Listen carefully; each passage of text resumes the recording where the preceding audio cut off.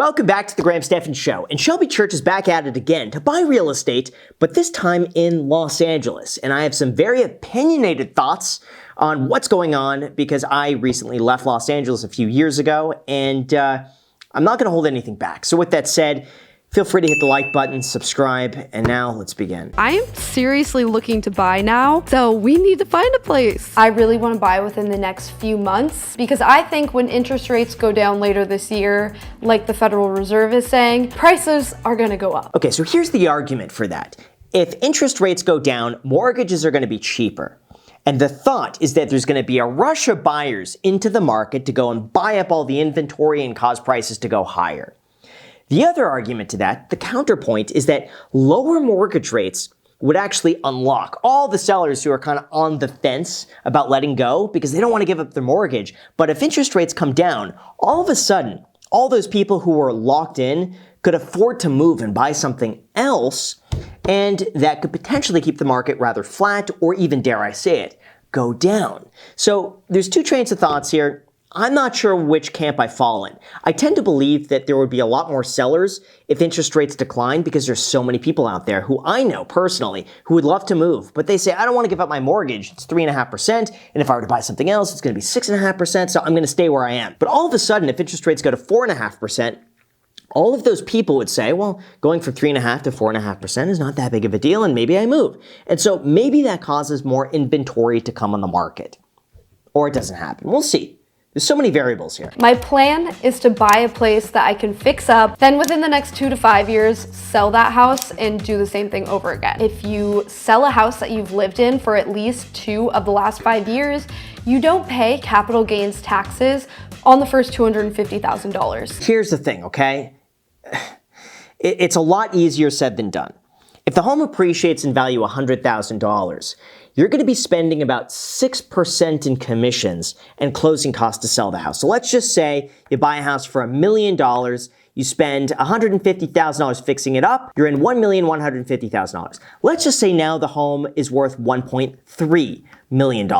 Well, guess what? After your closing costs and commissions, you're going to have $1,220,000 left over. You're going to have $70,000 worth of profit. You're going to pay the state of California some income tax on top of that, and you're going to be left with $63,000. Now that's assuming though the property went up in value $150,000. In the event the property doesn't go up anything, you're looking at a loss. In the event the property doesn't go up more than $63,000 over 2 years, you're also looking at a loss. So in situations like this, you could also very easily lose money if the market doesn't continue going higher, which it might not. My budget is under $1 million, 1.2 absolute max. I want to be in a walkable central area. I'm looking for a condo or a townhouse. It needs to have good lighting, so a corner unit. Okay, so right off the bat, I don't really like the plan here because when you're buying an apartment or a townhome, you're not really getting to own that land. What people really like in Los Angeles is having a yard.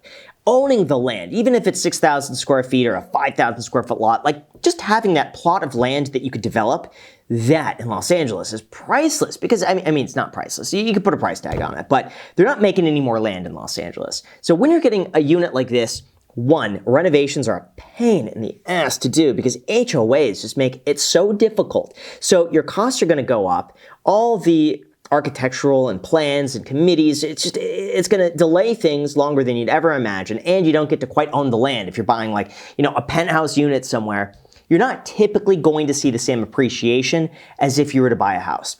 If I had $1 million to spend in Los Angeles, the first place I would be looking right now is Jefferson Park in Mid-City LA. First place. I love Jefferson Park. You get really great historic homes there. You get a decent amount of land. It's right in between Santa Monica and downtown Los Angeles, and I truly believe that area is poised to continue going higher. I think it's a gem of a spot. I used to live very close by there. I love the area. I love the neighbors. I loved everything about it. So that's where I would personally live. If I had $1 million to spend, Jefferson Park. So this first one is a condo in West Hollywood. It's 2-bedroom, 2-bathroom, and it is a corner penthouse unit for $870,000. Walking in, you really have a true entryway. It's a pretty long hallway into a very grand living room. Yeah, this is beautiful. Now, first thing I would do, get rid of the mirrors. The mirrors to me just date it. The mirrors seem 70s or 80s. Take off the mirrors. She could do some artwork there. She could do some cool like stonework going up. But again, that's not quite something that's going to give you much of an ROI. Doing a hallway like that, maybe 10 grand. Are you going to get 10 grand back? Yeah, you might get 15. So it's like these little tiny changes, but this is something I wouldn't put $1 into it besides minor cosmetic fixes. Beautiful. Is it going to see the appreciation? I don't know. So the first bedroom is right off of the living area. You go through this cool little archway to get in. I like it a lot. It's big. I feel like so many condos, the bedrooms are pretty tiny. Right. So I'm like, wow. I like this a lot. Like this built-in shelving. This is an absolutely gorgeous design. It seems modern, but it still seems like it has relics of 1920s design when I'm sure the building was originally built. And maybe not. Maybe it was just made to look like that. But I think this is staged beautifully. Great lighting. I like this one a lot. So this kitchen is a sort of corner galley style kitchen. Galley kitchens aren't usually my favorite, but I actually did like this one. You know what? You might be able to open this up, but that's where you start getting into some of the crazy costs. I know it seems easy. Oh, just blow out the kitchen and make it all nice. Yeah, it will look fantastic, but try getting that approved by the HOA. And usually there's some sort of like structural beam or something that's in it that's holding up the roof and everything like that. You have to work around those. If she's able to do it for under 30 grand, I think it would be nice, but there could be a lot of compliance issues with that. It's hot up here. It is hot up here. Yeah. I actually think the loft is pretty cool. Aesthetically, it's just so unique. Judging by the other units, it doesn't seem like it was original. It seems like an old owner put this in, which kind of sketches me out, but overall, I think it's pretty cool. You're never going to use it. They look visually appealing, but from everyone I've talked to who has something similar to that, you usually just design it, it looks nice, you're almost never going to be up there. It is on a pretty busy street, so there is a lot of noise. Oh, what street is this? I'm trying to look. Is this on Doheny Drive? I can't quite tell. But yeah, being on a busy street like that, less desirable. I also like that the common areas were really well kept. And there was a pool area and 2 hot tubs. For me though, I just didn't really love this location. It's a part of West Hollywood that is just so busy. There we go. Okay, it's La Cienega and Fountain. So busy area, and you get a ton of rush hour traffic. So if you're trying to drive in this area between 8 to 10 a.m. or between the hours of 4 to like 6:30 or 7, it is gridlocked. This is in a more calm location in West LA, and this is a recently renovated property. I like the flooring is nice. Like it's kind of a beachy feel, you know? And then stepping outside, all of the units here actually have their own little semi-private patios. Yeah, this is fair, but again, I mean, if she goes 15 minutes east of here, Jefferson Park, $1.2 million is going to get you a pretty nice place that you could also fix up. Turn that into a fixer. Turn it into like a year-long project. It would be gorgeous when you're done with it. Now, it can be a bit of a money pit if you're trying to like revitalize a 1920s craftsman home. You get really into that, but I think the value is there long-term. Across from the bathroom is the first bedroom. It's a decent size, not as big as the condo, but it had pretty good lighting this time of day. Looks out at the pool, so nice little view over there. This bedroom is very spacious and still really good light. Great size, good lighting. Yeah, I mean, again, it's fair, but would you spend $1.2 million on this thing? I wouldn't. Its housing is so expensive in this area, though. I want to find a fixer in this community, which is what we're going to take a look at next. Okay, so we're in the same kind of area, but this is more of a fixer. Yes, so it's listed at $999. So this has a little bit of different layout. It has this different level for the living area. Oh man, these are so 60s and 70s. It's impossible to escape this design. That's the one thing. It's not for everybody. You're gonna have the dining room up there. I've seen so many units with this exact layout. They're all built in like the mid-1960s.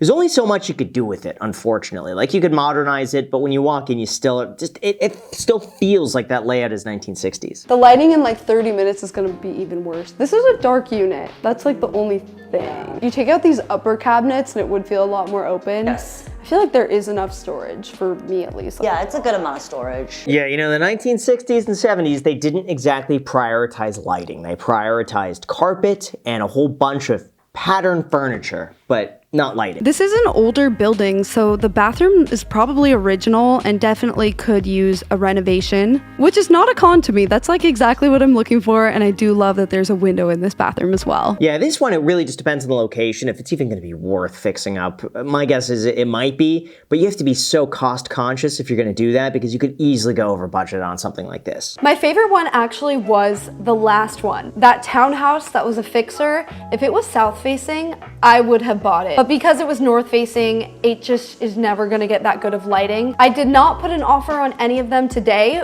but I think I have a better idea of what I'm really looking for. All right, so my advice, look at Jefferson Park. Look at Mid-City Los Angeles, anywhere between West Adams, Jefferson Park, a little bit south from there.